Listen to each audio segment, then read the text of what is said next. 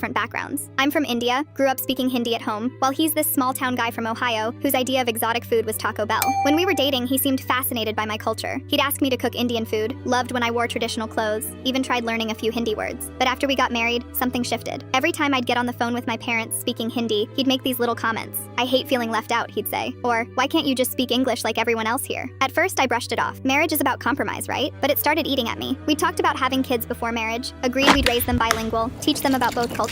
But now I wasn't so sure. When I found out I was pregnant, my first emotion wasn't joy. It was fear. Would Alex try to erase my heritage from our child's life? Would he roll his eyes when I sang lullabies in Hindi? Would he complain when I wanted to teach our kid about Diwali or take them to the temple? I decided to test him, but he had no idea what was coming. For 1 week, I completely immersed our house in my culture. I spoke only Hindi around him, even when he clearly didn't understand. I cooked dal, curry, and roti every single night. I played old Bollywood songs on repeat, the ones my mom used to sing while cooking. I decorated our living room with rangoli patterns and lit incense. The first day he was annoyed. "Come on, babe, I had a long day. Can we just watch Netflix and order pizza?" But I pretended not to understand, responding only in Hindi. He stormed off to the bedroom. Day 2, he tried harder. He started pointing at things, asking, "What's this called?" When I taught him pani for water, he repeated it 5 times, messing up the pronunciation each time. We both laughed when he accidentally asked for fish instead of water. By day 3, something changed. He came home from work with a notebook, asking me to write down phrases he could practice. He sat on the kitchen floor while I cooked, trying to roll roti and failing miserably. Flour everywhere, both of us giggling like teenagers. Day 4, he surprised me. He'd downloaded a Hindi learning app during his lunch break. His pronunciation was still terrible, but he managed to say, "Main tumse pyar karta hun," I love you. My heart almost melted, but I held my ground. Day 5 was the breakthrough. He came home with ingredients for masala chai, something he'd never shown interest in before. As we made it together, he asked about my childhood, my grandparents,